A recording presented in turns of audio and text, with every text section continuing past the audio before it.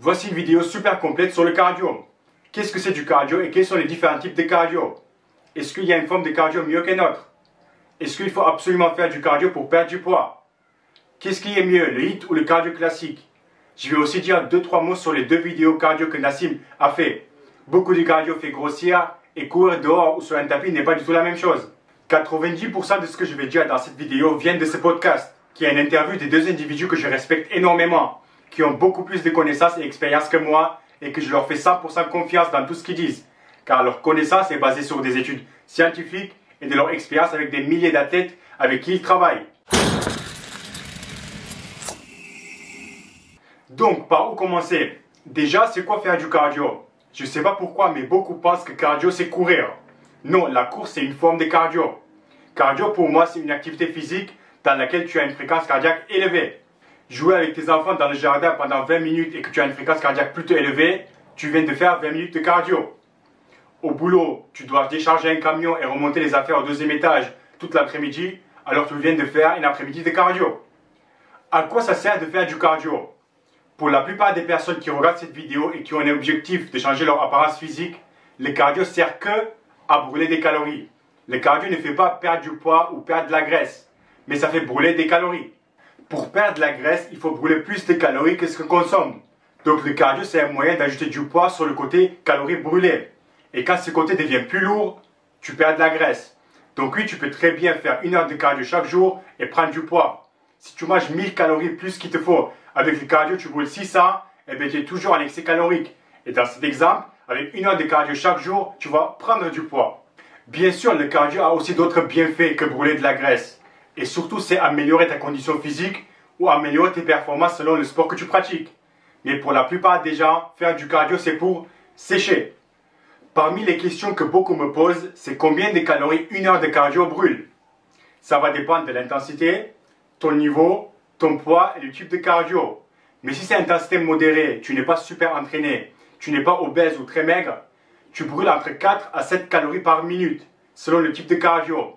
Je dirais vélo, c'est 4 à 5. Footing, natation, vélo elliptique, c'est 5-6. Rameur, circuit training, c'est 6-7. Plus tu as des muscles qui interviennent dans le cardio, plus ça brûle des calories. Donc par exemple, si je fais 1 heure de vélo elliptique à une intensité modérée, je vais brûler autour de 300 à 360 calories. Pour que ça soit plus simple, on va dire 350 calories pour 1 heure de vélo elliptique. Oui, ce n'est pas beaucoup, c'est rien, mais ce n'est pas fini. Ce n'est pas 350 calories de plus. C'est 350 calories à la place de ce que j'aurais brûlé en temps normal. Par exemple, 1 heure de vélo elliptique, j'ai brûlé 350 calories. Mais à la place, si j'étais chez moi, je décide d'aller faire des courses. Donc je marche un peu, je conduis, je fais la queue et je range. Et tout ça, ça me prend 1 heure. Je vais brûler entre 1 à 3 calories par minute. On va prendre 2. Donc en 1 heure, je vais brûler 120 calories. Donc en réalité, 1 heure de cardio me permet de brûler 230 calories plus que ce que j'aurais brûlé en temps normal. Ou un poil plus si je restais chez moi à travailler ou à ne pas faire grand chose. Ça peut être un peu compliqué à comprendre. Si c'est ton cas, reviens un peu en arrière et re-regarde les 2 dernières minutes. Mais tout ça, c'était pour te dire que le cardio en réalité ne te permet pas de brûler beaucoup de calories. Sauf si c'est vraiment intense, long et que tu as un gros niveau. Donc ça sert à rien que je fasse du cardio 30 minutes 3 fois par semaine si je ne peux pas courir vite et je ne suis pas un athlète. Non, pas du tout. Il faut aller progressivement et laisser ton corps s'adapter.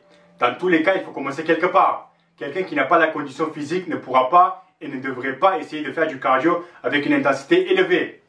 Puis 200 calories de plus par séance, 3 fois par semaine, 12 fois par mois, ça s'ajoute. Est-ce que c'est la même chose brûler 200 calories ou ne pas manger 200 calories? Sur le papier, oui, c'est la même chose, mais en pratique, ce n'est pas si évident que ça, car c'est impossible à savoir vraiment combien de calories tu brûles. Par contre, tu sais exactement combien de calories tu manges. Pour moi et pour la plupart des gens, c'est plus facile de ne pas manger 200 calories que d'essayer de brûler 200 calories. Par contre, l'avantage du cardio, c'est que tu as les autres bienfaits, et ce n'est pas du tout négligeable. Moi, personnellement, je fais pratiquement 0 cardio, et c'est avec l'alimentation que mon poids varie. Ce n'est pas le top car je n'ai pas une bonne condition physique. Pourquoi je ne fais pas de cardio?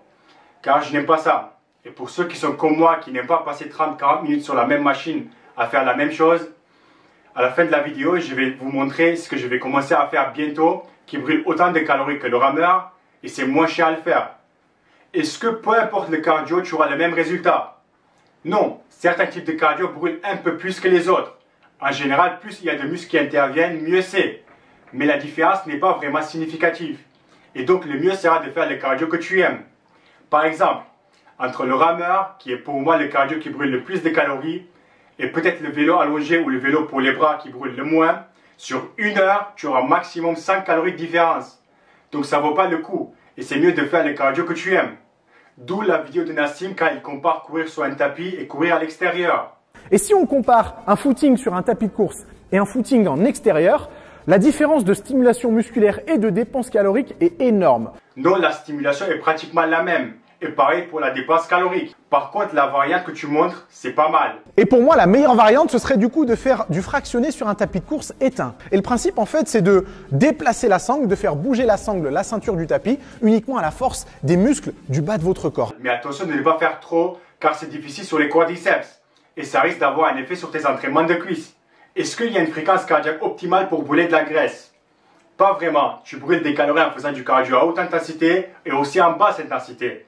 Et ces calories que tu brûles vont venir de la graisse que tu as en stock, ou du sucre que si pas utilisé vont être stockés comme graisse, ou du muscle si tu as un déficit calorique sévère et tu fais du cardio de haute intensité. Perso, ce que je recommande, c'est que quand tu fais du cardio et qu'il y a quelqu'un à côté de toi, tu devrais pouvoir tenir une conversation, sauf si tu fais du HIIT. D'où la prochaine question, est-ce que le HIIT c'est mieux que le cardio classique? Il faudra déjà déterminer ce qui est mieux. Et le HIIT, pour ceux qui ne savent pas, c'est du fractionné.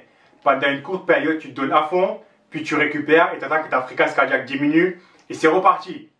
Pour un débutant, par exemple, 10-15 secondes de sprint où tu cours vraiment vite, puis 45-50 secondes, tu marches doucement, tu récupères et tu répètes ça 10 à 15 fois. Donc, si tu as que 20 minutes, c'est mieux de faire du HIIT. Tu vas brûler autant que 1 heure de cardio classique. Mais de l'autre côté, si tu n'as pas la condition physique, c'est mieux bien sûr de faire du cardio classique.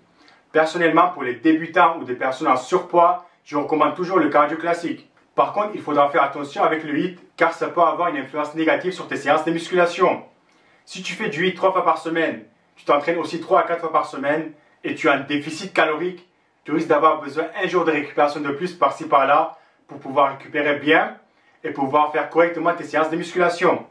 Autre différence, c'est que si tu fais que du HIIT et tu décides de faire 1 heure de cardio avec un pote qui a l'habitude de faire du cardio classique, tu vas avoir du mal parce que tu n'as pas l'habitude de faire des efforts de longue durée. Donc entre HIIT ou cardio classique, ça va dépendre vraiment de son objectif. Quelque chose que je ne savais pas et que je n'aurais pas imaginé, mais entre courir et faire du vélo à haute intensité ou HIIT, le vélo avait moins d'impact sur la fatigue musculaire que la course. Moi, je pensais que faire 20 minutes de vélo intense fatiguait plus les cuisses que courir pendant 20 minutes. Et apparemment, après les études qui citent dans le podcast, ce n'est pas le cas. Car en vélo, tu as moins d'impact et tu es que en phase concentrique. Quel est le meilleur moment de faire du cardio? Il y a pas mal d'études et la plupart j'ai déjà partagé sur ma page Facebook qui disent que c'est mieux de faire ton cardio après ta séance de musculation et pas avant. Ou même un jour à part. Car 20-30 minutes de cardio avant une séance de musculation va te fatiguer et avoir un impact négatif sur ta séance. Tandis qu'après 1 heure de musculation, tu peux sans problème faire 20-30 minutes de cardio sans avoir un impact sur ta performance. Donc idéalement, toujours après. Sauf si tu fais du cardio pour préparer un marathon. Cardio à jeun, c'est mieux pour perdre la graisse? Pas vraiment, et en fait, ça fait aucune différence. Car c'est logique, réfléchis un peu. Ce n'est pas très évident à expliquer, mais c'est comme si tu pars de 0, puis tu fais du cardio à jeun, -2, puis tu manges +2, tu reviens à 0. Et de l'autre côté, tu pars de 0, tu manges +2, puis tu fais du cardio, -2, tu reviens à 0. Et même au niveau hormonal, j'ai rien trouvé qui donnait un vrai avantage à faire du cardio à jeun. Donc le mieux sera de faire quand tu préfères. Si tu as plein d'énergie à jeun et tu peux faire ton cardio sans problème, vas-y. Si tu préfères manger quelque chose avant et puis faire ton cardio, ça sera la même chose. Car c'est quelque chose, tu vas le manger après ton cardio à jeun. Donc ça revient au même. Et le dernier point, c'est la vidéo de Nassim où il dit que trop de cardio fait grossir, comme quoi que le corps s'adapte, fabrique plus de cellules graisseuses et essaye de stocker le maximum de graisse. Et donc après, tu commences à avoir l'effet inverse. Honnêtement, quand j'ai vu cette vidéo, je me suis dit, ah tiens, tu viens d'apprendre quelque chose de nouveau. C'est super intéressant. Puis quand j'ai fini de regarder, je voulais aller un peu plus loin et faire ma propre recherche. Et honnêtement, j'ai rien trouvé. Et pour moi, ce qu'il raconte, c'est des conneries. Sauf si quelqu'un est capable de montrer et prouver le contraire. Donc non, trop de cardio n'est pas mauvais pour perdre la graisse. Et ça ne va pas avoir l'effet inverse. Regarde ceux qui font du marathon ou ceux qui courent 4-5 heures par jour. Voilà, je sais que c'est un peu long comme vidéo, mais je voulais que ça soit le plus complet possible. Et il reste juste à te montrer les cardio que je vais commencer à faire dans un mois ou deux pour perdre les 2-3 kilos de trop que j'ai. En gros, je vais faire un circuit avec une barre olympique. Tu peux ajouter 5 ou 10 kilos si tu veux, mais il ne faut pas que ça fatigue trop les muscles. Il ne faut pas les endommager et avoir un effet sur tes séances de musculation. Non, c'est du cardio. 5 exercices de base, 5 répétitions de chaque, donc 25 au total et 30 secondes de repos entre chaque tour. Là, j'ai choisi le soulevé de terre, le rowing, l'épaulé en force, le push press et le squat avant.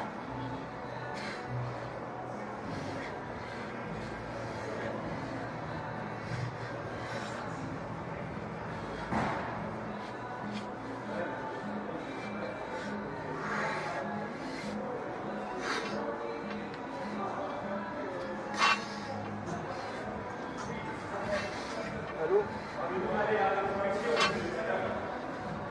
Ouais, il garde.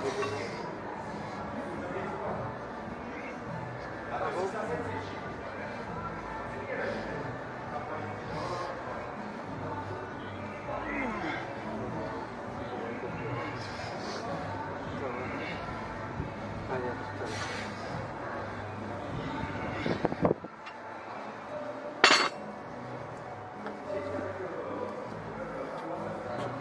Si tu as tout regardé, bravo, merci et à la prochaine vidéo. Attention avec la pousse, il faut attraper la corde de l'intérieur. C'est-à-dire que quand vous tirez la corde, il faut que vos petits doigts soient vers l'intérieur. Vous allez choisir une place.